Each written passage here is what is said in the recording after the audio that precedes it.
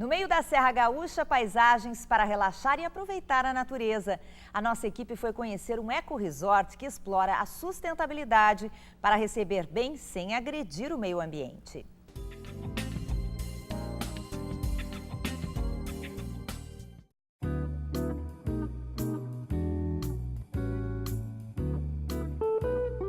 Tranquilidade, ar puro e muito verde. É o que os hóspedes do Eco Resort Vila Flor, em Nova Petrópolis, na Serra, encontram quando tiram alguns dias para relaxar. Possibilitar aos hóspedes, além da hospedagem, a integração, o momento de poder relaxar justamente em meio à natureza.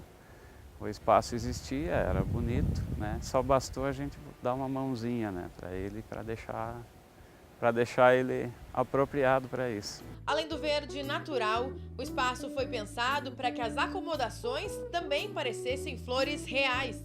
Cada um dos 29 bangalôs espalhados pelo terreno tem uma cor que remete a um elemento natural. Internamente elas foram decoradas levando em consideração flores, né? Todas elas individualmente estão baseadas em uma determinada flor. Os materiais utilizados para a construção dos prédios do hotel também foram escolhidos dentro do conceito de sustentabilidade. Esses detalhes ficam à mostra de todos os hóspedes nas paredes do lugar. Nós temos inclusive um quadrinho dentro de cada unidade que mostra que a madeira justamente é uma madeira proveniente de reflorestamento. E a madeira predomina por aqui, tanto nas partes internas quanto externamente. Toda a madeira que nós usamos nas acomodações e em todo o complexo do hotel, toda ela é rigorosamente proveniente de reflorestamento. Não se usou nenhuma madeira nativa. O hotel foi construído em uma área com 10 hectares de vegetação nativa, característica aqui da Serra. Toda essa natureza foi preservada a fim de deixar o hóspede bem à vontade em meio a todo esse verde. Agora a gente está numa trilha que leva até um dos apartamentos aqui do hotel. E o que a gente consegue ver é toda essa natureza exuberante.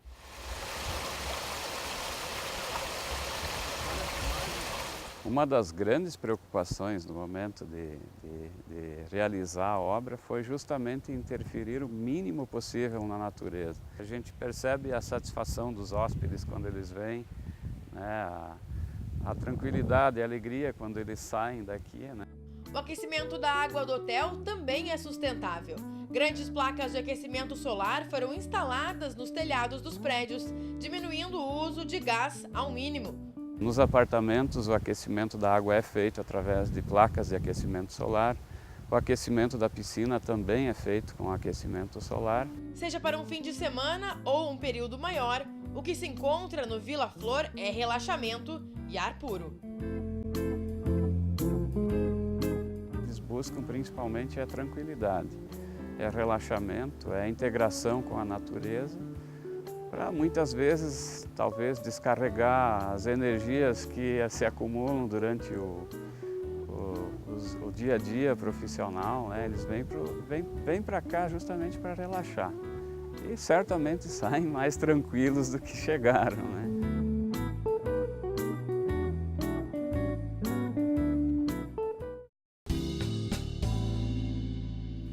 Em instantes, a gente viaja pela arquitetura alemã presente na Serra Gaúcha.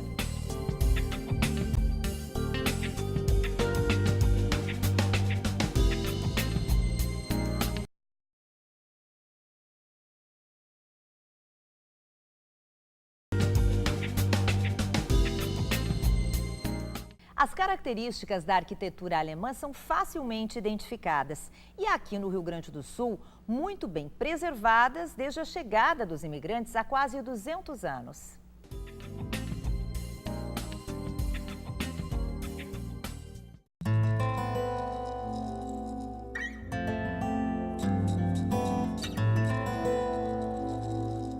A história do Rio Grande do Sul foi escrita junto com a trajetória de imigrantes que colonizaram o estado. Na Serra Gaúcha, a influência da cultura europeia está presente em todos os lugares. Em Nova Petrópolis, além da tradição na culinária e na dança, as construções também recontam o nosso passado.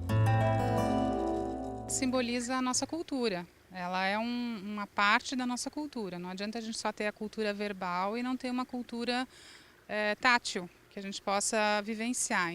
Na cidade, o que mais se vê é a influência alemã. O estilo trazido pelos imigrantes em meados de 1820 é um enxaimel. Hoje em dia, a construção de casas com a técnica original é muito rara e também cara, mas na época era comum e de fácil acesso. Essa é a técnica que os colonos alemães, os imigrantes, trouxeram logo quando vieram para cá. Era o que eles sabiam construir e eram os materiais que estavam disponíveis aqui. A madeira e o barro, materiais utilizados, eram abundantes aqui na época. Grandes toras faziam a sustentação das paredes, que eram levantadas com tijolos depois que a estrutura já estivesse pronta. Por fora, a madeira ficava aparente e os tijolos eram coloridos com uma espécie de tinta feita com cal. Eram casas assim, padrão. Elas tinham assoalho de madeira em cima de uma estrutura de madeira. A parte externa, então as paredes externas de alvenaria e madeira, ou só alvenaria, ou só pedra, e telhados de zinco ou de telha cerâmica. Mas ali dentro, então, as divisórias que faziam a compartimentação conforme a utilidade. Essa igreja, datada de 1925, é uma das poucas construídas com a técnica enxaimel no Rio Grande do Sul que se mantém no local de origem. Muitas foram derrubadas para dar lugar a construções mais modernas. Mesmo que as paredes tenham sido rebocadas, elas ainda guardam a história da construção alemã. Por ser uma obra original, que não foi alterada ainda, preservando suas características originais, ela é muito importante para a localidade e também para o município. Mas não é só a construção enxaimel que aparece pela cidade. Outras influências também estão presentes. Um exemplo é essa casa de pedra que foi levantada pelo bisavô do seu Lauri. Ele lembra das histórias que o avô contava da casa que chama a atenção de quem passa por perto. Me lembro quando vinha um viajante, uma pessoa estranha aqui que nunca tinha vindo, né? Então uma das primeiras coisas que ela queria saber era a história da casa, quem fez e por que ela é assim. Seu Lauri mora na casa desde criança. Ela foi construída entre 1911 e 1914 e já foi comércio, salão de baile e até uma pousada. Construções de pedra como essa mostram a influência de uma outra colonização que também veio da Europa, a italiana. Depois a arquitetura foi evoluindo, foi ficando mais chique, mais pomposa, em função daquilo que ela abrigava. Então os armazéns, salões de baile foram tendo características um pouco mais especiais e com influências daí de outros imigrantes ou de outros visitantes, já que isso aqui eram passagens de tropeiros e de viajantes. Então, influências italianas, alguma coisa portuguesa, e aí a coisa começou a misturar. Sinto bastante orgulho da história da minha família, porque eu às vezes me coloco no lugar deles há 100 anos atrás, imagino como deve ter sido, né? Como eles trabalhavam, como mudou a coisa, mas a história ficou, e eu acho muito bonita essa história. O patrimônio histórico da cidade trabalha para preservar as edificações e para mantê-las em uso. Dessa forma, a rica história da colonização europeia não fica só na memória.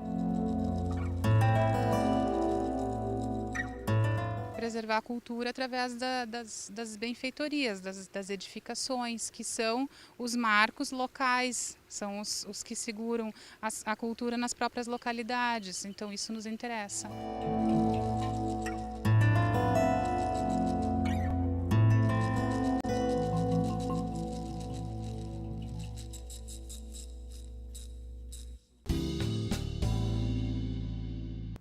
O Imóvel Class TV volta no próximo sábado. Um ótimo domingo para você e até lá!